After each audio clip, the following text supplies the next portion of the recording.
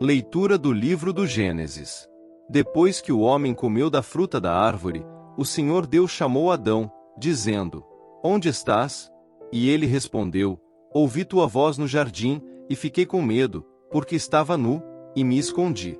Disse-lhe o Senhor Deus: E quem te disse que estavas nu? Então comeste da árvore, de cujo fruto te proibi comer?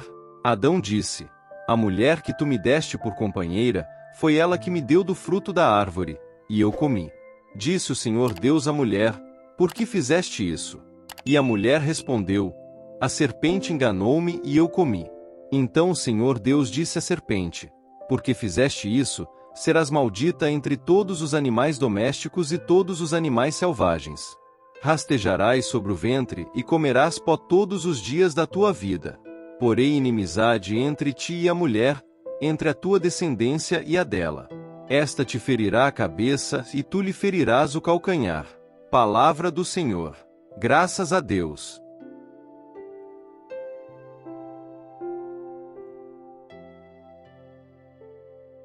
Leitura da segunda carta de São Paulo aos Coríntios. Irmãos, sustentados pelo mesmo espírito de fé, conforme o que está escrito: Eu creio e, por isso, falei. Nós também cremos, e por isso, falamos, certos de que aquele que ressuscitou o Senhor Jesus nos ressuscitará também com Jesus e nos colocará ao seu lado, juntamente convosco. E tudo isso é por causa de vós, para que a abundância da graça em um número maior de pessoas faça crescer a ação de graças para a glória de Deus. Por isso, não desanimamos. Mesmo se o nosso homem exterior se vai arruinando, o nosso homem interior, pelo contrário, vai se renovando, dia a dia. Com efeito, o volume insignificante de uma tribulação momentânea acarreta para nós uma glória eterna e incomensurável. E isso acontece porque voltamos os nossos olhares para as coisas invisíveis e não para as coisas visíveis. Pois o que é visível é passageiro, mas o que é invisível é eterno. 5. De fato, sabemos que, se a tenda em que moramos neste mundo for destruída, Deus nos dá uma outra moradia no céu que não é obra de mãos humanas, mas que é eterna. Palavra do Senhor. Graças a Deus.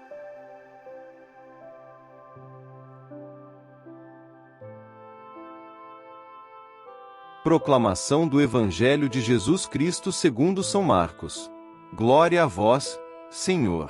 Naquele tempo, Jesus voltou para casa com os seus discípulos. E de novo se reuniu tanta gente que eles nem sequer podiam comer. Quando souberam disso, os parentes de Jesus saíram para agarrá-lo, porque diziam que estava fora de si. Os mestres da lei, que tinham vindo de Jerusalém, diziam que ele estava possuído por Belzebu, e que pelo príncipe dos demônios ele expulsava os demônios. Então Jesus o chamou e falou-lhes em parábolas. Como é que Satanás pode expulsar a Satanás? Se um reino se divide contra si mesmo, ele não poderá manter-se. Se uma família se divide contra si mesma, ela não poderá manter-se. Assim, se Satanás se levanta contra si mesmo e se divide, não poderá sobreviver, mas será destruído. Ninguém pode entrar na casa de um homem forte para roubar seus bens, sem antes o amarrar. Só depois poderá saquear sua casa. Em verdade vos digo, tudo será perdoado aos homens, tanto os pecados, como qualquer blasfêmia que tiverem dito. Mas quem blasfemar contra o Espírito Santo, nunca será perdoado, mas será culpado de um pecado eterno. Jesus falou isso, porque diziam: ele está possuído por um espírito mau. Nisso chegaram sua mãe e seus irmãos. Eles ficaram do lado de fora e mandaram chamá-lo. Havia uma multidão sentada ao redor dele. Então lhe disseram: tua mãe e teus irmãos estão lá fora à tua procura. Ele respondeu: quem é minha mãe, e quem são meus irmãos? 34. E olhando para os que estavam sentados ao seu redor, disse: aqui estão minha mãe e meus irmãos. Quem faz a vontade de Deus, esse é meu irmão, minha irmã e minha mãe. Palavra da salvação. Glória a vós, Senhor.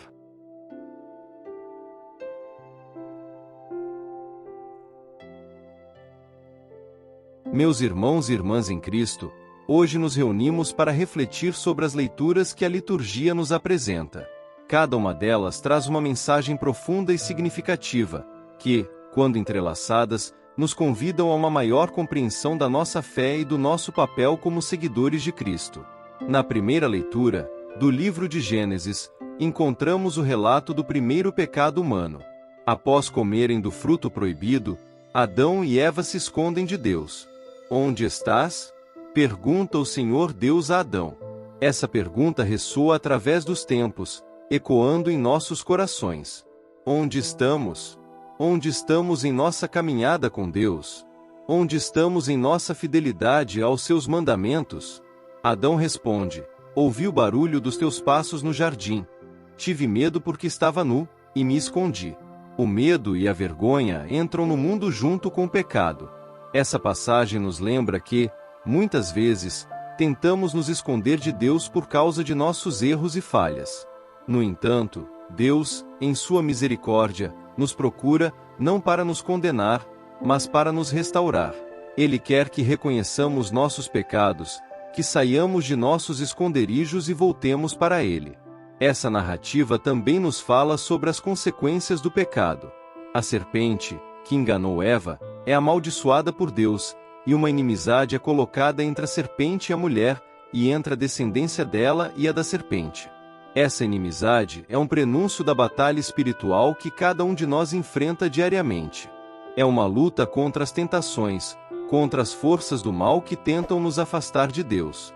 Passando para a segunda leitura, da segunda carta de São Paulo aos Coríntios, encontramos uma mensagem de esperança e perseverança. Paulo fala sobre o espírito de fé que nos leva a proclamar a verdade, mesmo em meio às dificuldades. Sabemos que aquele que ressuscitou o Senhor Jesus nos ressuscitará também com Jesus e nos colocará ao seu lado, junto com vocês. Paulo nos lembra que, embora nossos corpos possam estar perecendo, nosso interior está sendo renovado dia a dia. As dificuldades e tribulações que enfrentamos são leves e momentâneas, preparando-nos para uma glória eterna que supera toda comparação. Ele nos convida a não focarmos no que é visível e transitório, mas no que é invisível e eterno. Essa passagem é particularmente poderosa porque nos encoraja a manter a fé, mesmo quando enfrentamos adversidades. Em um mundo onde o sofrimento é inevitável, onde as dificuldades muitas vezes parecem esmagadoras, Paulo nos chama a olhar além do visível, a enxergar com os olhos da fé a promessa de vida eterna em Cristo. No Evangelho de Marcos, vimos Jesus enfrentando a incompreensão e a regico, et mesmo por parte de sua própria família. Jesus estava ensinando, e uma multidão estava ao seu redor. Seus familiares, ao saber disso, saíram para prendê-lo, pois diziam: ele está fora de si. Os escribas, por sua vez, afirmavam: ele está possuído por Beelzebu e é pelo príncipe dos demônios que ele expulsa os demônios. Jesus responde com uma parábola: como pode Satanás expulsar Satanás? Se um reino estiver dividido contra si mesmo, tal reino não pode subsistir. Ele deixa claro que sua obra é a obra de Deus, não de Satanás. Ele veio para destruir as obras do diabo, para libertar os cativos, para trazer a salvação. Essa passagem nos desafia a refletir sobre como vemos a obra de Deus em nossas vidas e no mundo. Às vezes, podemos ser rápidos em julgar ou duvidar, assim como os familiares de Jesus e os escribas fizeram. Precisamos ter a coragem de reconhecer a obra de Deus, mesmo quando ela desafia nossas expectativas e compreensões. Jesus então faz uma declaração profunda sobre quem é sua verdadeira família. Quem faz a vontade de Deus, esse é meu irmão, minha irmã e minha mãe. Aqui, Jesus redefine o conceito de família, não mais limitado aos laços de sangue, mas ampliado para incluir todos aqueles que fazem a vontade de Deus. Essa redefinição nos convida a refletir sobre nossa própria identidade e comunidade. Somos chamados a ser parte da família de Deus, não por mérito, mas pela graça e pela obediência à vontade divina. Essa família espiritual transcende todas as barreiras humanas, culturais, sociais e até mesmo religiosas. Vamos agora refletir sobre como essas leituras se aplicam às nossas vidas. A história de Adão e Eva nos lembra da nossa vulnerabilidade ao pecado e da necessidade constante de voltar a Deus em arrependimento. Somos desafiados a ser de nossos esconderijos de vergonha e medo e a responder ao chamado amoroso de Deus. A mensagem de Paulo aos Coríntios nos encoraja a perseverar na fé, mesmo diante das dificuldades. Devemos manter nossos olhos fixos na glória eterna prometida por Deus, renovando-nos diariamente através da fé e da esperança. Quando enfrentamos tribulações, podemos lembrar que elas são temporárias e que Deus está trabalhando em nós, preparando-nos para algo maior. Finalmente, o Evangelho de Marcos nos convida a reconhecer e acolher a obra de Deus em nossas vidas e no mundo ao nosso redor. Precisamos estar abertos à vontade de Deus, mesmo quando ela desafia nossas expectativas. E somos chamados a ser parte da família de Jesus, vivendo em comunhão com todos aqueles que buscam fazer a vontade de Deus. Ao refletir sobre essas leituras, somos chamados a uma ação prática. Em primeiro lugar, vamos nos comprometer a um exame diário de consciência, reconhecendo nossos pecados e buscando a reconciliação com Deus. Que possamos sair de nossos esconderijos de medo e vergonha e encontrar a paz e a renovação no amor de Deus. Em segundo lugar, vamos cultivar uma fé resiliente, que nos permita ver além das dificuldades temporárias e focar na promessa eterna de Deus. Que possamos encontrar força na oração, na leitura das Escrituras e na comunidade de fé. Por fim, vamos nos esforçar para fazer a vontade de Deus em nossas vidas diárias. Isso pode significar estender a mão a alguém em necessidade, defender a justiça, ou simplesmente ser uma presença de amor e compaixão para aqueles ao nosso redor.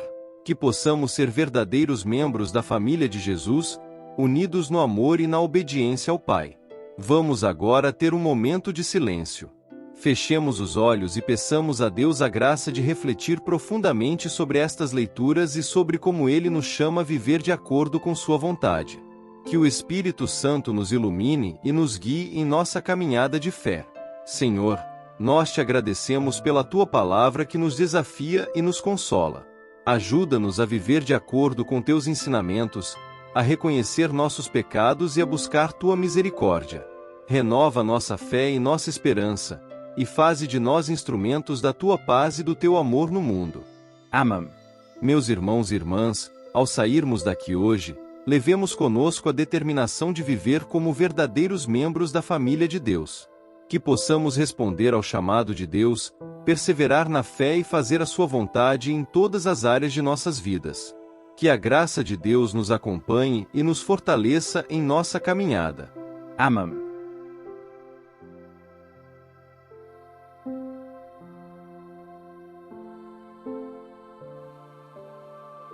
São Miguel Arcanjo, defendei-nos no combate. Sede o nosso refúgio contra as maldades e ciladas do demônio. Ordene-lhe Deus, instantemente o pedimos, e vós, príncipe da milícia celeste, pela virtude divina, precipitai no inferno a Satanás e aos outros espíritos malignos que andam pelo mundo para perder as almas. Amém.